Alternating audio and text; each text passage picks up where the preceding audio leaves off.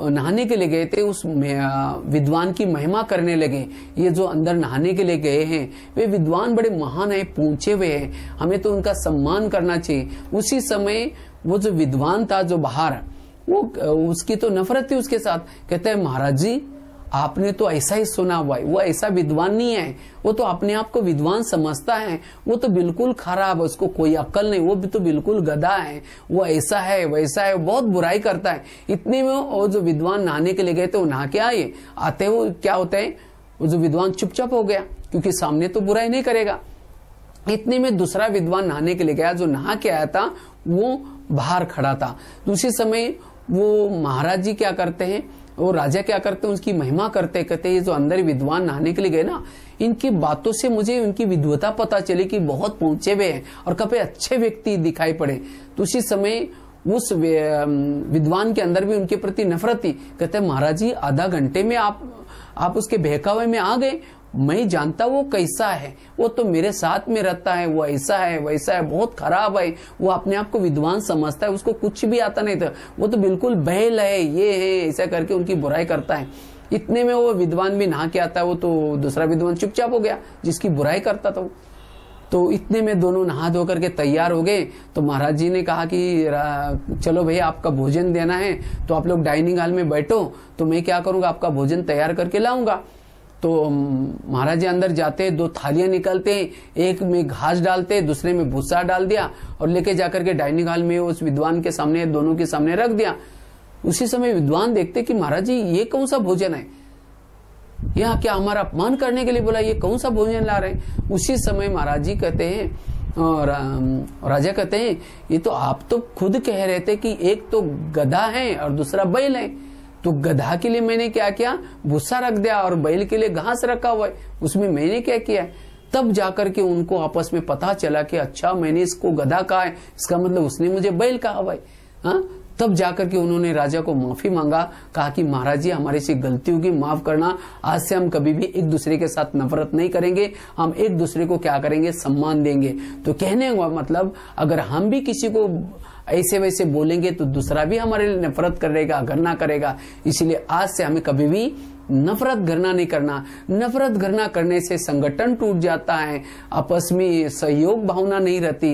इसीलिए अगर हमें एक दूसरे के सहयोग भावना रखनी है, अगर संगठन को अच्छा बना करके रखना है, एक दूसरे के गुण देके, जिस गुण को लेकर के परमात्मा ने इस धरती पर उसको भेजा है, हर व्यक्ति के अंदर कोई ना कोई गुण है, अवगुण देखने से संगठन टूट जाता है। इस पर भी मुझे एक बहुत सुंदर एक कहानी याद आई।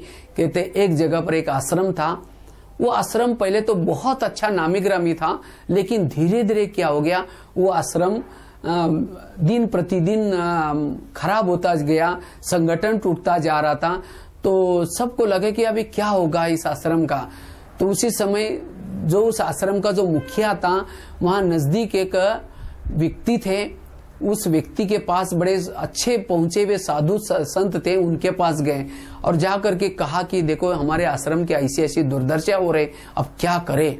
उसी समय उस संत ने क्या किया, कहा कि नहीं, आपके आश्रम में एक ऐसा व्यक्ति है, वो व्यक्ति आपके आश्रम को बहुत महान बना सकता है और बहुत ये आश्रम को ऊंचा उठा सकता है। तो उसी समय वो मुखिया पूछता है कि कौन है ऐसा। तो कहता है मैं नाम नहीं बताऊंगा, आप खुद ही ढूंढ लेना। उसी समय वो मुखिया आता है और आकर के सभी को पूछ के गया था कि मैं ऐसा ऐसा अपने आश्रम की तरक्की के लिए जा रहा हूँ। उसी समय सभी वो लोग आकर के पूछते हैं तो क्या बताया महाराज जी ने, गुरुजी ने क्या बताया। उस समय कहा कि क्या बताऊं। उन्होंने कहा कि अपने ही आश्रम में कोई ऐसा एक व्यक्ति है जो इस आश्रम की काया पलट कर सकता है, बहुत अच्छा बना सकता है, फिर से महान बना सकता है। तो सब सोचने कौन है कौन है। तो कहा कि नाम नहीं बताया। उन्होंने कहा कि आपके अंदर है, आप लोग खुद ढूंढना। तो उसी समय एक दूसरे की तरफ उनका देखने का दृष्टिकोण बदल गया। कोई कहता है हाँ यही हो सकता है, ये 4 बजे उठता है ना।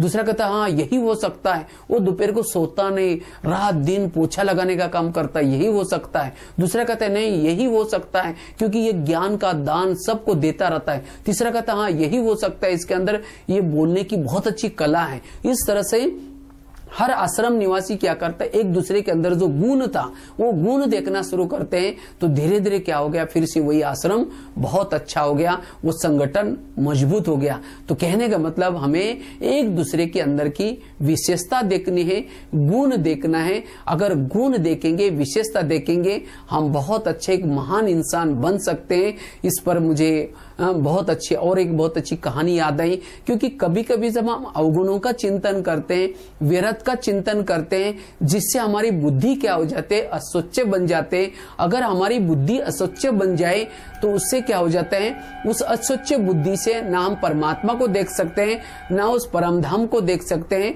और उस बुद्धि से हमें जहां भी देखते हैं सब खराब ही खराब नजर आते हैं। एक बार की बात है, एक जगह पर दो माताएं रहती थी। एक माताजी 2 मंजिल पर रहती थी, दूसरी माताजी 1 मंजिल पर ग्राउंड फ्लोर पर रहती थी।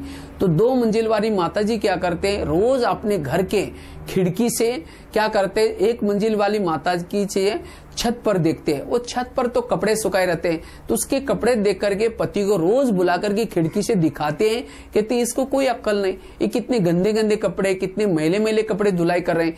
तो पति को कहते जाओ आप पूछ के आओ कौन सा साबुन यूज करती होंगी, कौन सा सर्फ यूज करती होंगी। तो पति तो कुछ नहीं बोलता, रोज वो बोलते रहते, पति कुछ नहीं बोलता। लेकिन एक दिन वो 2 मंजिल पर रहने वाली माताजी ने अपने घर की खिड़की से पड़ोसनी के छत पर देखा। उसी समय उसके कपड़े बहुत अच्छे दिखने लगे, साफ दिखने लगे। तो पति को बुला करके कहते आज इसको कैसे अक्ल आ गई, आज इसने कितना अच्छा धुलाई किया। तो पति को कहते जाओ पूछ के आओ आज कौन सा साबुन यूज किया, कौन सा सर्फ यूज किया। तो पति धीरे से मुस्कुराता है और कहता है आज सवेरे सवेरे मैंने अपने घर के खिड़की के कांच साफ किया। तो कहने का मतलब वो रोज क्या करती थी, पड़ोसनी बहुत अच्छे कपड़े धुलाई करती थी, लेकिन उसको गंदे क्यों दिखते थे, क्योंकि उनके खुद के घर के खिड़की के कांच गंदे थे। इसी तरह अगर हम भी अपने मन में निगेटिव चिंतन करते हैं तब जाकर के हमारी बुद्धि असोच्य बनते हैं। अगर असोच्य बुद्धि होगी तो असोच्य से जिसको भी देखेंगे वो भी हमें गलत नजर आता है, और उस गलत की बातों को हम फिर औरों को सुनाते हैं, इसको सुनाएंगे उसको सुनाएंगे और उसे किनारा करेंगे। इसीलिए अगर हमें गलत बातों से बचना है तो अपने बुद्धि रूपी खिड़की को क्या करना है, रोज साफ करना है। और उसको साफ करने का साबन है ये परमात्मा के महावाक्य, जिसको हम मुरली कहते हैं। अगर सवेरे सवेरे हम मुरली सुनते हैं और साथ में मेडिटेशन करते हैं तो हमारी बुद्धि रूपी कांच रोज साफ रहेगा, और जिसके हम विरत से क्या रह सकते हैं, मुक्त रह सकते हैं। क्योंकि अगर हमारा दृष्टिकोण निगेटिव है तो सब हमें निगेटिव दिखाई पड़ेंगे। इस बार की बात है, एक बार की बात है, दुर्योधन को कहा कृष्ण ने तुम इस संसार में जाकर के कोई अच्छा व्यक्ति ढूंढ के लेके आओ। तो उसी समय दुर्योधन जाता है, चारों तरफ चक्कर लगाता है, लेकिन उसको कोई भी अच्छा व्यक्ति दिखाई नहीं पड़ता। वो थका भागा आता है कि कहते हैं इस संसार में कोई भी अच्छा व्यक्ति नहीं है। उसके बाद कृष्ण ने क्या किया, अर्जुन को भेजा, कहते हैं अर्जुन तुम जाकर के संसार से क्या करना, एक बुरा व्यक्ति ढूंढ के लेके आना। तो उस समय अर्जुन सभी तरफ जाता है लेकिन उसको कोई भी बुरा व्यक्ति दिखाई नहीं पड़ा। तब जाकर के कहता है महाराज जी मुझे एक भी बुरा व्यक्ति दिखाई नहीं पड़ा। तो कहने का मतलब यहाँ सारी बात है दृष्टिकोण की। अगर हमारे दृष्टिकोण ही निगेटिव है तो जहां भी देखेंगे हमें निगेटिव दिखाई पड़ेगा। और दृष्टिकोण कैसा बनता है, विरत विचारों से हमारा दृष्टिकोण बनता है। इसीलिए हमें एक तो बताया सहन शक्ति का गुण धारण करना है। सहन शक्ति से हमारे अंदर परचिंतन की बातें नहीं चलेगी। अगर हम परचिंतन को छोड़ देंगे तो हमारी घृणा नफरत छूट जाएगी, जिससे हम विरत से क्या हो सकते हैं, मुक्त हो सकेंगे, और जिससे हमारा संस्कार बहुत अच्छा बन सकेंगे। क्योंकि विरत बातों से हमारे संस्कार भी क्या होते हैं, विरत बनते हैं। तो इसीलिए अगर संस्कारों को हमें अच्छा बनाना है तो विरत बातों से, घृणा भाव से स्वयं को मुक्त बनने की जरूरत है। नहीं तो कभी कभी हम कहते हैं नहीं हमारे संस्कार तो है ही ऐसे, हमारे संस्कार ऐसे नहीं, हमें संस्कारों को परिवर्तन करना है। इस पर भी मुझे एक बहुत अच्छी कहानी याद आती है। कहते एक राजा था और राजा जंगल में जाता है और जंगल में शिकार ढूंढने के लिए गया था। जब शिकार ढूंढने के लिए गया था उसको कोई शिकार नहीं मिली, लेकिन एक भिखारिन उसको दिखाई पड़ी। जंगल में भिखारिन